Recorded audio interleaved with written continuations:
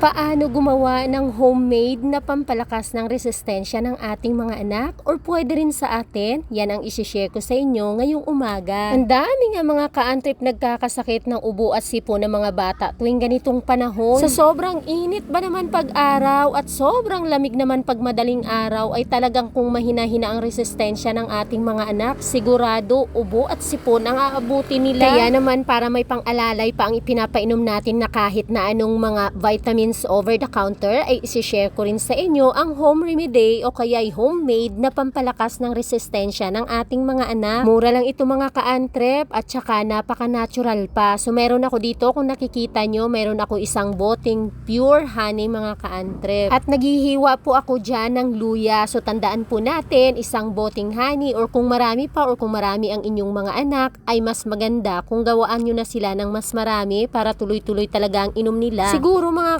ka-antrip ay way back mga 2021, 22, 23 ay talagang araw-araw ko sila pinapainom ng honey with calamansi. Kaya lang nung taghirap na ang honey, siguro 2024, 2025 ay medyo natigil nga sila sa pag-inom nito. Pero kahit naman mga ka-antrip umiinom sila ng ibang vitamins ay talagang pinapainom ko pa rin sila nito. Pang-alalay kumbaga kahit hanggang ngayon may mga vitamins sila at ginagawaan ko pa rin sila ng homemade. Napakaganda nito mga ka-antrip para sa resistensya ng ating mga anak para hindi sila madaling ubuhin at sipunin. Lalo na nga sa ganitong panahon na sobrang init at sobrang lamig naman sa madaling araw. So naghiwa lang ako mga ka-antrip dyan ng luya, naghiwa din ako ng sibuyas. Luya mga ka-antrip medyo malaki, tapos dalawang sibuyas na medyo malaki at saka isang ulo ng bawang. Hinihiwa-hiwa ko yan mga ka-antrip para lumabas talaga ang katas nitong mga organic ingredients natin. At naglagay din ako dyan mga ka-antrip ng lemon. So yung lemon mga ka-antrip hiniwa ko sa gitna, yung kalahati piniga ko, yung kalahat nama ko dito sa mixture sa ating lagayan sa jar kasama ang balat. Tinanggal ko lang yan mga ka-antrip ang buto para hindi mapait. At nga pala mga ka-antrip, naubos na kasi yan yung unang gawa ko kaya gumawa ako ng naka-jar. So ibubuhos na natin mga ka-antrip itong ating pure honey. Napakasarap nitong pure honey mga ka-antrip. Ano, kakaiba ang tamis niya at alam nyo bang napakamasustansya ng honey mga ka-antrip? Nung dati-dati pa mga ka-antrip, ang ginagawa ko, kukuha lang ako ng honey or magbubuhos lang ako ng honey sa kutsara tapos pipigaan ng konting kalamansi, diretso inom nila. Pero ngayon, ito yung pangatlong gawa ko ng mga ka-antrip na inilagay ko na sa jar. Kumbaga, pinreserve ko na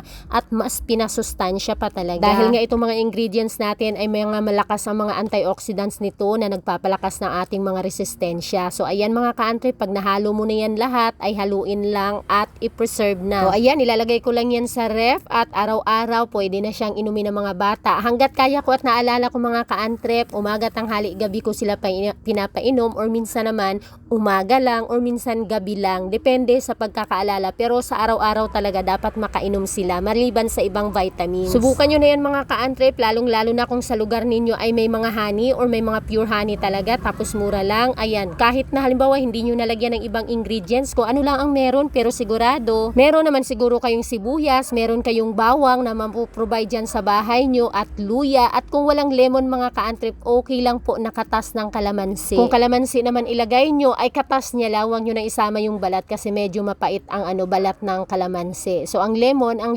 sinama ko ang kalahati ng may balat, ang kalahati piniga ko plus dinagdagan ko pa ng kalamansi. At ito na mga ka-antrip, tadadan! Bukas lang pwede ko na po itong ipainom sa aking mga anak, umaga, tanghali, gabi or umaga lang or gabi. Napakagandang pampalakas ng resistensya. Mura lang at natural pa. So pang-alalay ito mga ka-antrip sa mga vitamins na iniinom ng mga anak nyo. Thank you! Please follow and share at pa-comment po kung ginagawa nyo rin ito or ginagawa nyo na rin ba. Bye-bye!